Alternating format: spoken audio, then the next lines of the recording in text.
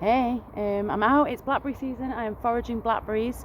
I do have blackberries in my garden, but they are what I'm eating on a daily basis, just so the birds don't grab them first.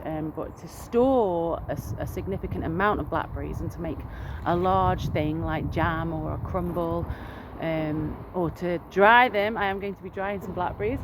I'm foraging, and as I was foraging I realized this was a really good opportunity to show you something that I do that maybe not a lot of people think to do. Okay, so every time I go foraging my setup is a little bit different, and it depends on where I'm going, how far I'm going, and what exactly it is that I'm foraging.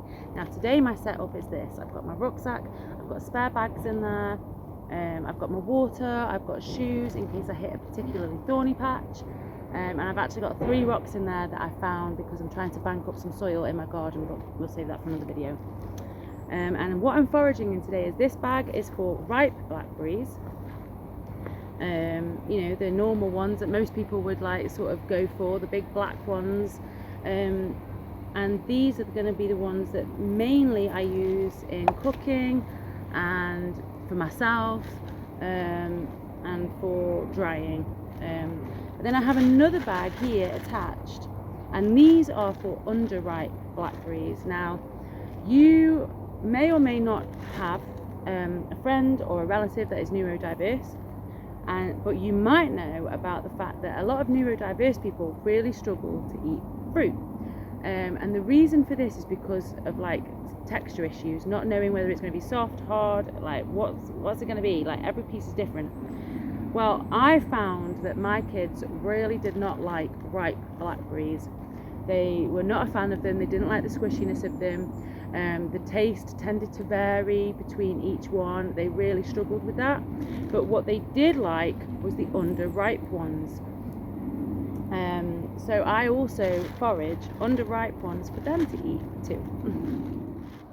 So these are the ones that I would tend to go for. These big black soft ones. You know, sometimes they're a bit firm, but that is kind of what I would go for. So this is probably about the most ripe that my kids will eat.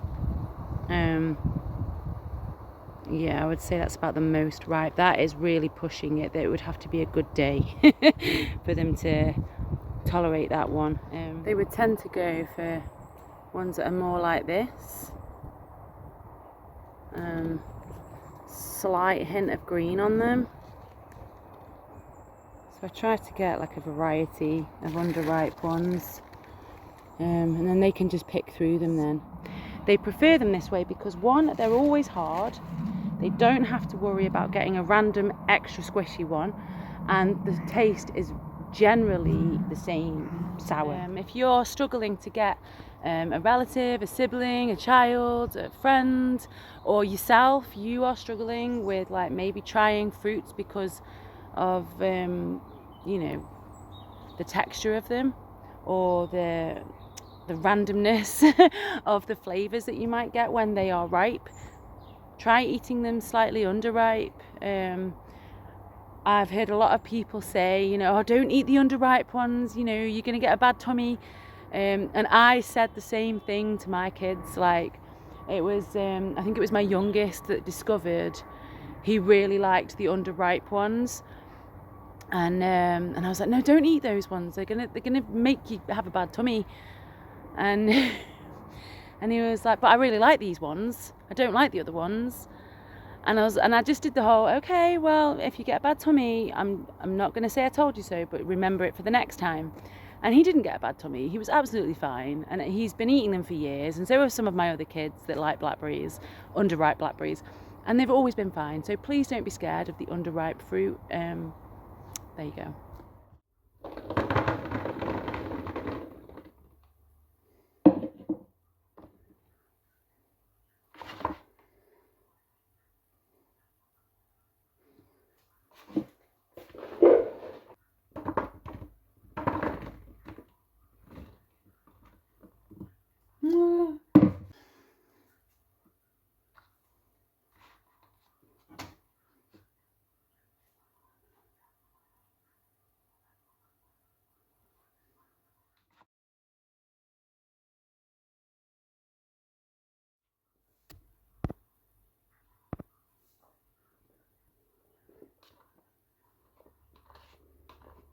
I hope this has inspired you to, you know, get out there and forage some free food and maybe try things that are slightly different, like think outside the box.